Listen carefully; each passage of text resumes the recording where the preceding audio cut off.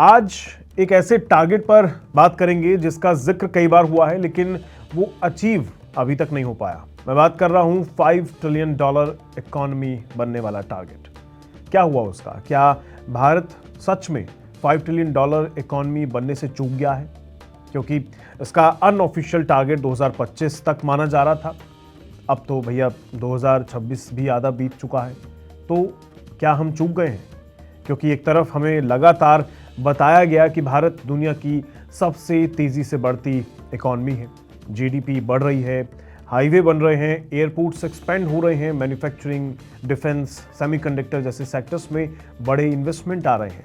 लेकिन दूसरी तरफ 2019 में जो सपना दिखाया गया था $5 ट्रिलियन इकोनॉमी बनने का, वो 2025 आते आते भी पूरा नहीं हुआ। क्या भारत की इकोनॉमी कमजोर पड़ गई है? क्या ग्रोथ रुक गई है? या फिर कुछ ऐसा हुआ है जो आम लोगों को पता ही नहीं चला? चलिए समझने की कोशिश करते हैं कि आखिर हुआ क्या है। सबसे पहले कहानी शुरू होती है 2019 से। चुनाव का समय था और उसी दौरान सरकार की तरफ से एक बड़ा इकोनॉमिक विजन सामने रखा गया। क्या था? कि भारत जल्द $5 ट्रिलियन इकोनॉमी बनेगा। उस समय ये टारगेट बहुत एम्बिशियस जरूर लग रहा था, लेकिन इम्पॉसिबल भी नहीं लग रहा था। वजह साफ थी, भारत की इकोनॉमी तेजी से ग्रोजो कर रही थी, कंजम्पशन बढ़ रही थी, डिजिटल इकोनॉमी बूम कर रही थी, स्टार्टअप भी तेजी से निकलकर सामने आ रहे थे, इंफ्रास्ट्रक्चर स्पेंडिंग भी बढ़ रही थी और दुनिया में इंडिया को एक इमर्जिंग ग्रोथ इंजन की तरह देखा जाने लगा था। उस समय कई एक्सपर्ट्स को लग भी रहा था कि अगर इंडिया इसी स्पीड से बढ़ा तो अगले कुछ सालों में $5 ट्रिलियन माइलस्टोन अचीव हो सकता है। लेकिन आज रियलिटी कहती है कि चीजें बदल गई हैं।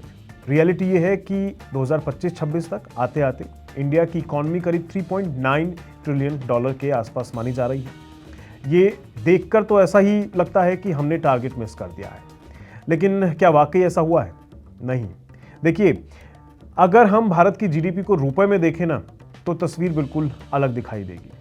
2018-19 में भारत की नॉमिनल जीडीपी करीब 189 लाख करोड़ रुपए थी, लेकिन 2025-26 तक यही जीडीपी बढ़कर लगभग 346 लाख करोड़ रुपए के आसपास पहुंच गई है। यानी सिर्फ 7 साल में इकोनॉमी लगभग दोगुनी हो गई। फिर भी हम पीछे रह गए। क्यों? क्योंकि भारत की जीडीपी बढ़ी जरूर है, लेकिन इसी बीच रुपया कमजोर होता चला गया और यही वो फैक्टर है जिसने पूरी कैलकुलेशन को बदल कर रख दिया है। देखिए, भारत की जीडीपी रुपए में कैलकुलेट होती है, लेकिन जब दुनिया कंपेयर करती है कि कौन सी इकोनॉमी कितनी बड़ी है, तो कंपैरिजन यूएस डॉलर में होता है। अब इसे आसान उदाहरण से समझिए। मान लीजिए आपकी इनकम 10 लाख रुपए है। अगर डॉलर रेट 70 रुपए है तो आपकी डॉलर वैल्यू ज्यादा दिखाई देगी, लेकिन अगर वही डॉलर रेट बढ़कर 88 रुपए हो जाए तो आपकी इनकम डॉलर में छोटी दिखाई देगी, जबकि आपने रुपए तो उतने ही कमाए हैं। यही हुआ है भारत के साथ। मतलब 2018-19 के दौरान एवरेज एक्सचेंज रेट करीब 69 से 70 रुपीस के आसपास था प्रति डॉलर पे, लेकिन धीरे धीरे रुपया कमजोर होता गया और 2025-26 में ये करीब $88 प्रति डॉलर के आसपास पहुंच गया है। इसका मतलब ये हुआ कि भारत की इकोनॉमी रुपए में तेजी से बढ़ रही थी, लेकिन जैसे ही उसे डॉलर में कन्वर्ट किया गया उसका साइज छोटा दिखाई देने लगा। यानी इंडिया दौड़ तो रहा था, लेकिन उसकी परफॉर्मेंस को जिस स्केल में मापा जा रहा था वो स्केल ही बदल गया और यही वजह बनी कि $5 ट्रिलियन का टारगेट दूर खिसकता गया। अब यहाँ एक और शॉकिंग एंगल सामने आता है। वो ये है कि कुछ रिपोर्ट्स में एक नाम ना सामने आता है, वो है स्टोलन ट्रिलियन, राइट। इसका मतलब ये है कि अगर रुपया 2018-19 वाले लेवल के आसपास स्टेबल रहता और इंडिया की ग्रोथ यही रहती तो 2025-26 तक भारत की इकोनॉमी लगभग 4.9 से $5 ट्रिलियन के करीब पहुंच सकती थी, राइट। यानी सिंपल भाषा में कहें तो रुपए की कमजोरी ने भारत से करीब $1 ट्रिलियन की वैल्यू डिफरेंस पैदा कर दिया है। लेकिन यहां एक सवाल और आता है, क्या सिर्फ रुपया ही विलन है? हम रुपया कर रहे हैं, क्या रुपया ही विलन है?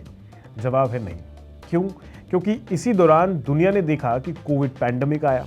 2020 में पूरी दुनिया प्रैक्टिकली बंद हो गई थी, बिजनेसेस रुक गए थे, फैक्ट्रीज बंद हो गई थी, जॉब खत्म होने लगी थी और ग्लोबल इकॉनमी स्लो डाउन में चली गई थी। भारत भी इससे बच तो नहीं सकता था। तो 2020-21 में इकॉनमी कॉन्ट्रैक्शन में चली गई थी। यानी जिस समय इंडिया को फुल स्पीड में आगे बढ़ना था, उसी समय इकॉनमी को अचानक ब्रेक लग गया। हालांकि इंटरेस्टिंग बात यह रही कि कोविड के बाद इंडिया ने रिकवरी भी काफ़ी तेज़ी से दिखाई। 2021-22 में नॉमिनल जीडीपी ग्रोथ करीब 19% तक दिखने को मिली थी, लेकिन इस बीच में जो नुकसान हुआ उसने पूरे मोमेंटम को तोड़ कर रख दिया। ऊपर से ग्लोबल इन्फ्लेशन, डॉलर स्ट्रेंथ और जियोपॉलिटिकल टेंशंस ने रुपए पर दबाव और बढ़ा दिया। लेकिन बहुत से लोगों को लग सकता है कि क्या सरकार ने ओवर प्रॉमिस कर दिया था, क्योंकि 5 ट्रिलियन इकॉनमी सिर्फ ग्रोथ से नहीं बनती है ना, उसके लिए कई चीज़ें सही डायरेक्शन में होनी चाहिए थी। मतलब रुपया स्टेबल रहना चाहिए था, ग्लोबल इकॉनमी मजबूत रहनी चाहिए थी, ऑयल प्राइस कंट्रोल में रहने चाहिए थे, इन्फ्लेशन मैनेजेबल होनी चाहिए थी और कोई बड़ा क्राइसिस भी नहीं आना चाहिए था। तब जाके स्थिति कंट्रोलेबल होती। फिर ओवर प्रॉमिस क्यों किया गया? लेकिन रियलिटी में क्या हुआ?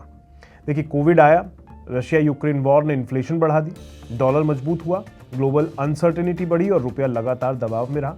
ऐसे में कई इकोनॉमिस्ट मानते हैं कि 5 ट्रिलियन डॉलर का सपना गलत तो नहीं था, लेकिन उसकी टाइमलाइन शायद ज़रूरत से ज़्यादा एग्रेसिव थी। लेकिन यहाँ एक और इम्पॉर्टेंट सवाल है, जो शायद सबसे ज़्यादा ज़रूरी भी है। क्या सिर्फ 5 ट्रिलियन डॉलर इकॉनमी बन जाना ही सक्सेस है? क्योंकि आम आदमी के लिए असली सवाल क्या होना चाहिए? क्या हमें 5 ट्रिलियन डॉलर इकॉनमी बनने से कोई फ़र्क पड़ता है? शायद नहीं। एक आम इंसान के लिए ज़रूरी क्या है? क्या मेरी इनकम बढ़ रही है? क्या जॉब बढ़ रही है? क्या लोगों की ज़िंदगी बेहतर हो रही है? क्योंकि अगर जीडीपी नंबर बढ़ भी जाएं, लेकिन आम आदमी इन्फ्लेशन से परेशान है, एम्प्लॉयमेंट प्रेशर बने रहें, तो सिर्फ बड़ा नंबर सेलिब्रेशन की वजह तो नहीं बन सकता ना। चाइना सिर्फ जीडीपी से बड़ी इकॉनमी नहीं बना था, उसने मैन्युफैक्चरिंग पावर बिल्ड की थी, एक्सपोर्ट्स बढ़ाए थे और जॉब क्रिएट्स की थी। इंडिया के सामने भी यही चैलेंज है। खैर, अब सवाल यह है कि भारत आखिर 5 ट्रिलियन डॉलर इकॉनमी बनेगा कब? कई एस्टिमेट्स बताते हैं कि अगर ग्रोथ मोमेंटम इसी तरह बना रहता है तो इंडिया अगले कुछ साल में, यानी करीब 2028 से 2029 तक ये माइलस्टोन अचीव कर सकता है। अच्छी बात यह है कि इंडिया अभी भी दुनिया की फास्टेस्ट ग्रोइंग मेजर इकॉनमीज में शामिल है। Manufacturing, PLI scheme, semiconductor investment, defence production, digital economy, इन सेक्टर्स पर बड़ा दाव लगाया जा रहा है। लेकिन फाइनल गेम चेंजर क्या होगा? रुपया, एक्सपोर्ट और जॉब्स। अगर ये तीन चीज़ें मजबूत हुई तो इंडिया सिर्फ 5 ट्रिलियन नहीं, आगे चलकर 10 ट्रिलियन डॉलर इकॉनमी की रेस में भी सीरियस प्लेयर बन सकता है। लेकिन होता क्या है, तो वक्त बताएगा। बाकी आपको क्या लगता है इस मुद्दे पर? अपनी राय ज़रूर दीजिएगा। क्या हमें चीन के जैसे एग्रेसिवली इंडस्ट्री को ग्रो करने के लिए कुछ कदम उठाने चाहिए? कमेंट करके इस मुद्दे पर ज़रूर अपनी राय रखिएगा। मैं आपसे मिलूंगा अगली वीडियो में। तब तक के लिए नमस्कार।